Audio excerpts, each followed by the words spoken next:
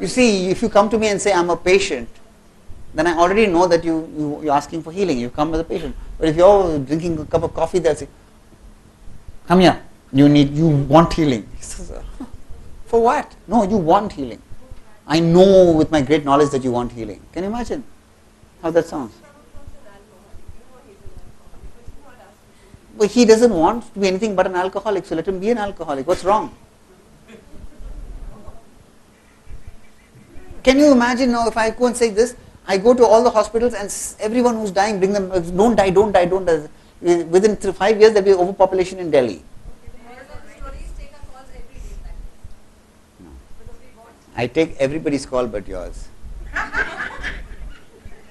The thing is this, it's not about taking calls, it's not about that. You can't just go and say, okay, I'm going to do healing, you're looking sick, go walk in the hospital. They don't want your healing. At the most you can say that I do healing, are you interested in healing? Because they may not know that you're a healer. But you can't just say, all of you go to the cremation ground, I think I'll heal all you guys, wake up. It's so ridiculous.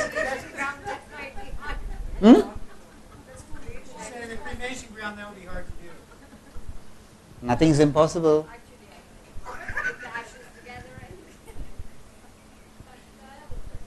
I have an answer.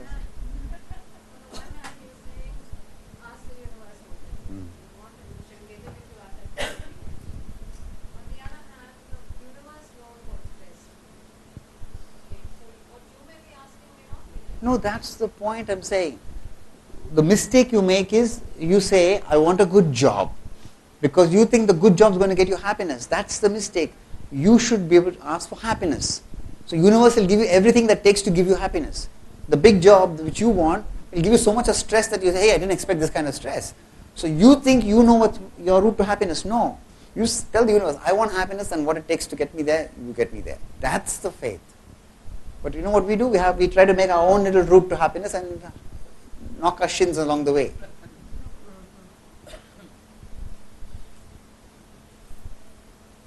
Why can't you, who is the expert? Like I told you before, you go to a big five-star restaurant, you don't call the chef out and say, now you fry this like this and you chop it like this and do this. You just say, I want this. He's the expert, he'll make you the dish. He makes it your way, it'll be a mess. The same way, who is the expert in running your life? The universe. Let them do the job. No, I want to do it like that. Okay, fine, go. Get some burnt stuff.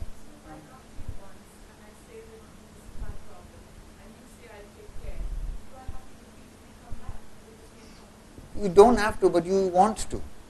90% of the patients who come, I would say patients who come there, nothing wrong with them. They come for the fix. They come there because there's some samosas roaming around there. Drink a cup of coffee, chat, gossip, do all that stuff, and come stand for 5 seconds. Just do whatever, anything, just do.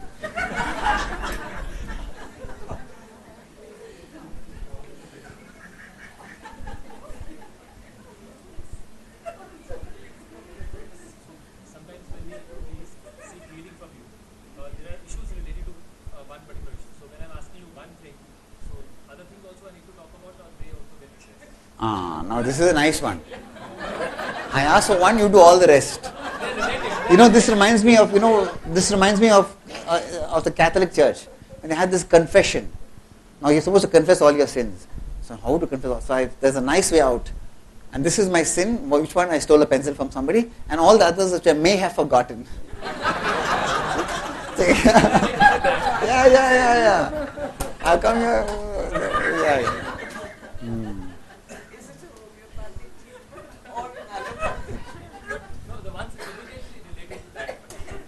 Can you imagine you go to a doctor with a headache and he's giving you something for your knee and he's giving you something for your digestion, he's giving you something? No. You ask for your headache, you get a headache. You have to ask for everything. Absolutely. And you have to give us more than Ask for happiness. You see, your husband is so smart. He says, ask for happiness, you'll get health which gives you happiness. No, I want my tummy ache to go. Fine. You walk outside and bump your shin. Oh gosh, I just go back and get the shin fixed. You say, I want happiness, you'll get happiness anyway. Whether your tummy is aching or not. And isn't that what you want at the end of the road? That's the end of what you want is happiness, and that you're going to get it. So what's your problem? There's no point in being healthy and unhappy. You didn't ask me about happiness, you asked me about health, I've given you health. Now your wife has left you, good, now unhappy. Probably make you more happy actually, but whatever it is. It's just that. You do not know what takes to make you happy, so don't try to work it out. Let the universe do it. Exactly what he's saying is demanding from the universe what we want or what we think we want, right? Okay, I want this. And if the universe doesn't give to me, it was not meant for me. The point of it is, It's not the best thing for me. Right? Okay, I want this. You better give it to me. And if I don't get it, it was not meant for me. absolutely. Now you know all the things you asked for. He's asked for the most ridiculous stuff probably, because he never got any of it. Once he asked for something wrong. Remember? He came with two problems, and I said, which one do you want fixed? So he says, this one, the other one I can manage. So I got rid of one and gave him the other one in spades. He was down on the bed like this. Ask for happiness, you will get happiness. Why do you ask for this or that or this or that or tick or tack? Just ask for happiness. It's just one word. Yeah, That's why I ask for happiness. yeah. Forget everything else. What else you want to remember? Unhappiness? Huh?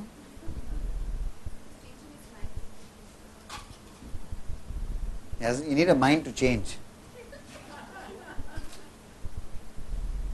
So coming back to the whole thing is, you have been leading your life from a position of poverty. That I cannot give love because I'm going to lose some. I'm short of love. I cannot give kindness because I'm short of it. And you go on like that, and then you give nothing and you get nothing. So stop apologizing for living and start being life. Don't live life. Just be life. Why shouldn't you? You are life.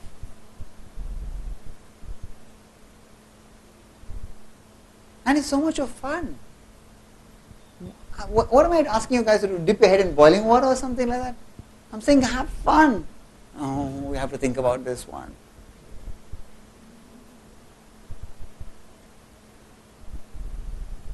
Is it so difficult to have fun?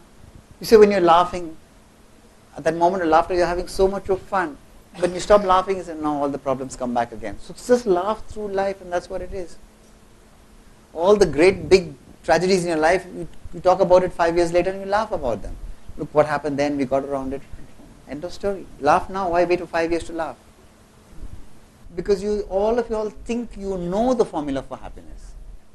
You all have worked on your own ideas about a formula for happiness. And the formula for happiness is just this, that makes you complete. What makes you complete, and there's only one formula for that. You when you think marriage makes you complete, no, you add another half onto you. The bitter half, better half, whatever you want to call it. Then you really feel halved. You see, this is what it's all about. Why?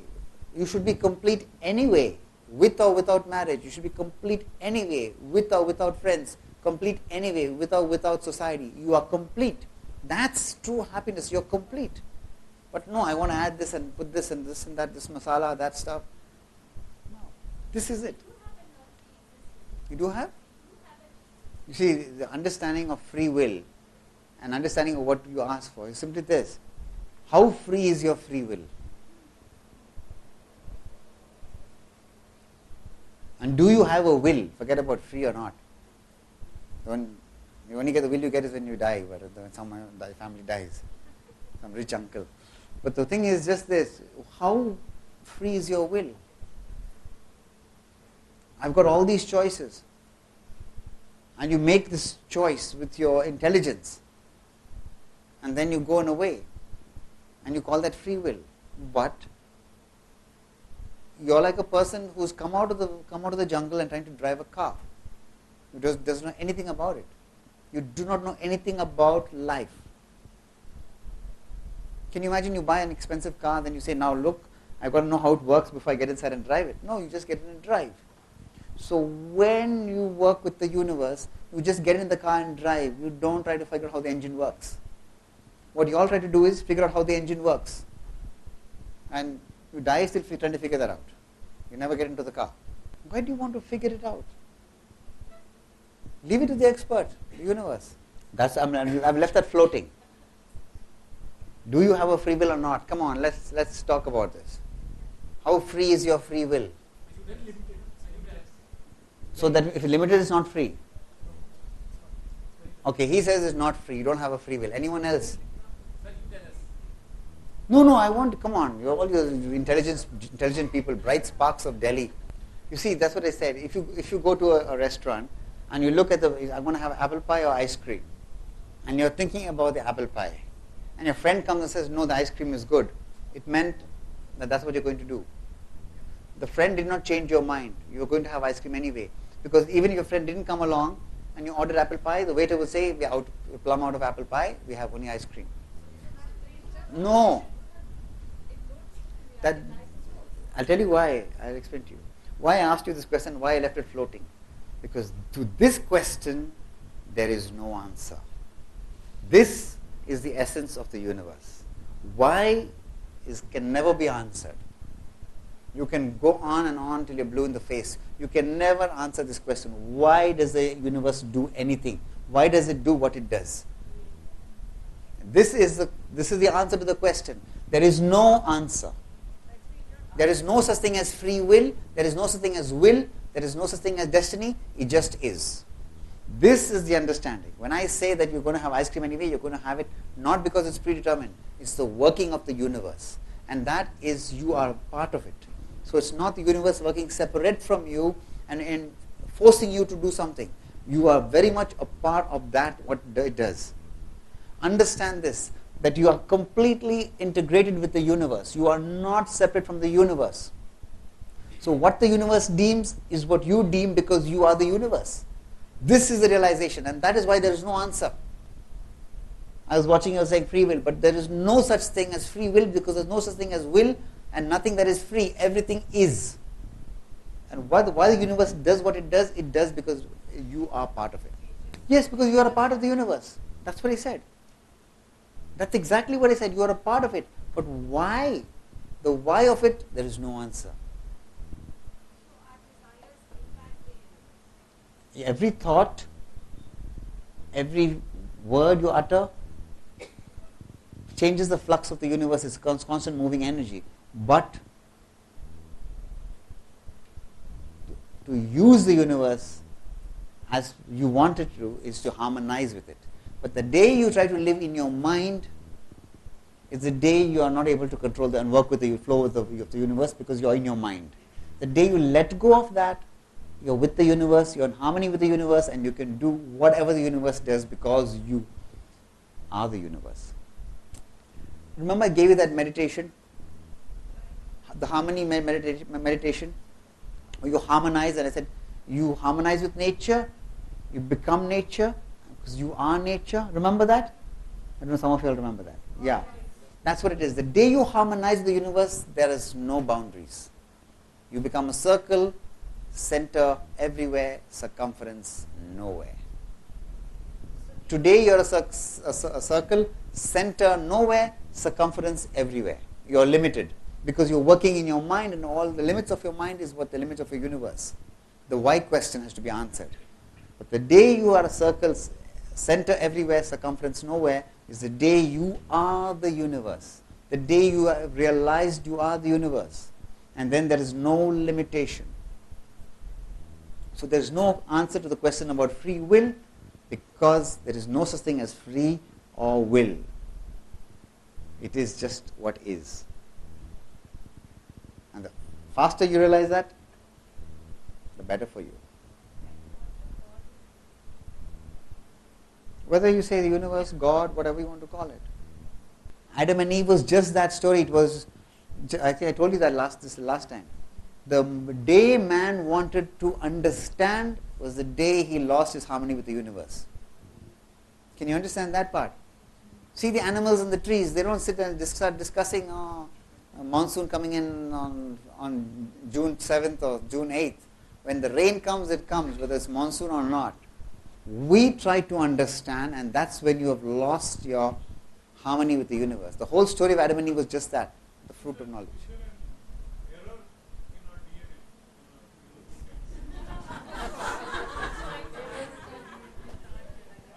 Why aren't we like a dog? Yeah, one guy here. No, I'll tell you. Why aren't we like a dog? You see, the thing is just this. We went further by trying to know why things happen. And we started domesticating animals. We didn't want to hunt, so we domesticated it. We started changing the face of what nature was. And we went further and further away. He got tired of walking. He found a wheel. This is it. So we went away from nature, we pulled aside and we worked by the mind. We allowed the mind to master us instead of the spirit. Even in your own understanding, there is no why. Only Z.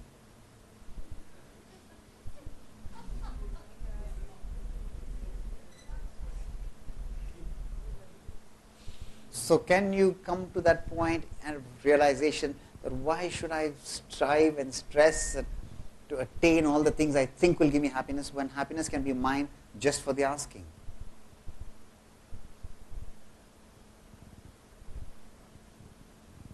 But we want to go to Mars.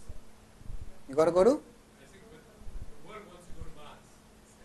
Exactly. You can't find happiness here, you want to go somewhere else and look for it. You know, when they talk about that curiosity, and I think it's such a bunch of dopes, they haven't figured out what is in the ocean, forget in their own back gardens. Yet they want to go to another planet and look for stuff. What are the steps To? The steps to harmonize is to realize that you are nature, and if you are nature, then you can do anything nature can do. And also to harmonize is to understand there is nothing that is supernatural. Everything is natural. Because everything comes from nature. So it can't be supernatural, it is natural. There is nothing that is paranormal. There is nothing that is artificial. Everything is nothing that is synthetic. Everything eventually is nature. Like when people say this chair is synthetic, don't sit on a synthetic plastic chair. But reality is it is nature. The plastic comes from naphtha, the naphtha comes from crude oil comes from plankton, and that is only nature. There is nothing on this planet or beyond that is not nature, because everything is nature. There is nothing alien to nature. So why do you think you are alien to nature?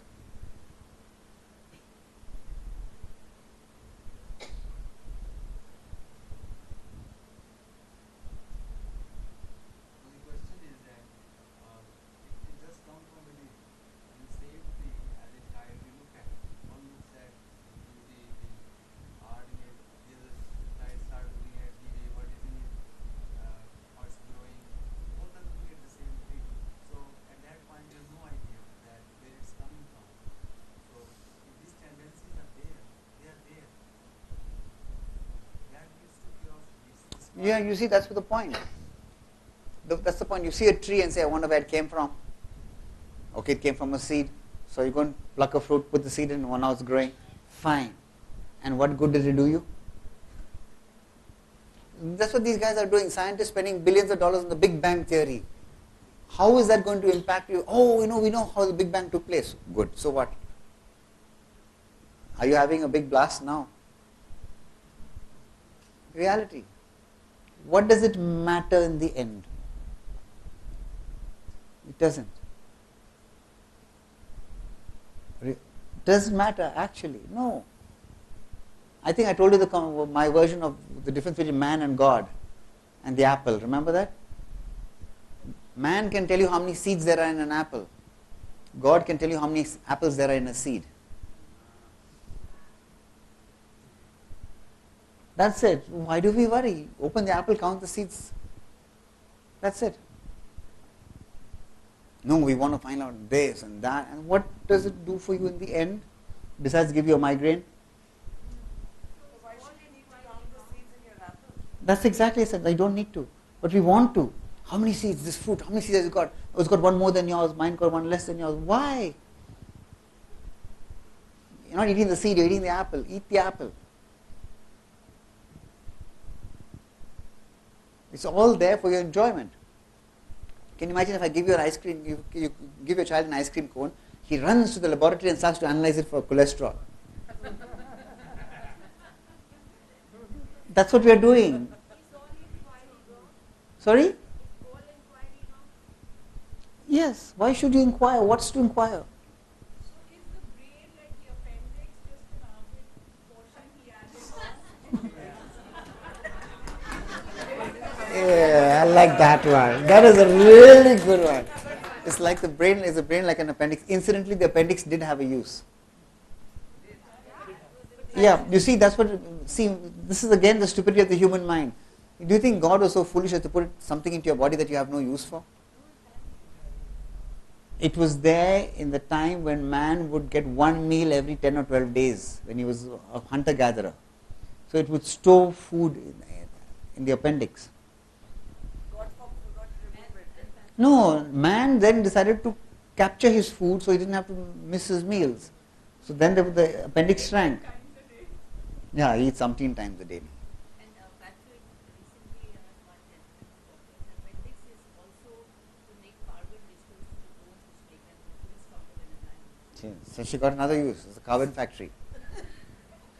Yeah, why not? He has always done that for himself. No, but it's so ridiculous to say there is no use for it. How can you say there is no use for it? God thinking, what about this little piece of something, stick it somewhere. Sorry?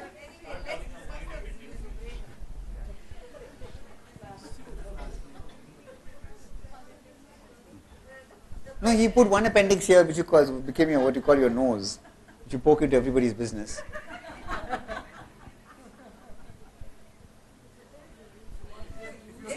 One sec.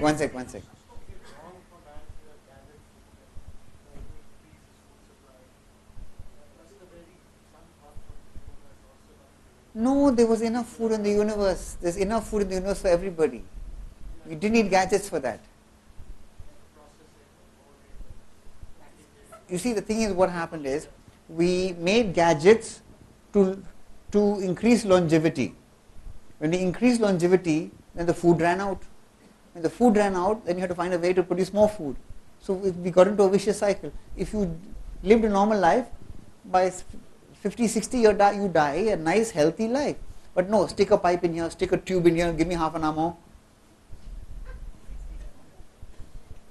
That's what it's all about.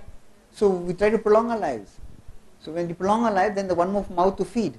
One more mouth to feed, now what happens? No food. So then now we find another way to produce more food. So we just went on into this cycle of...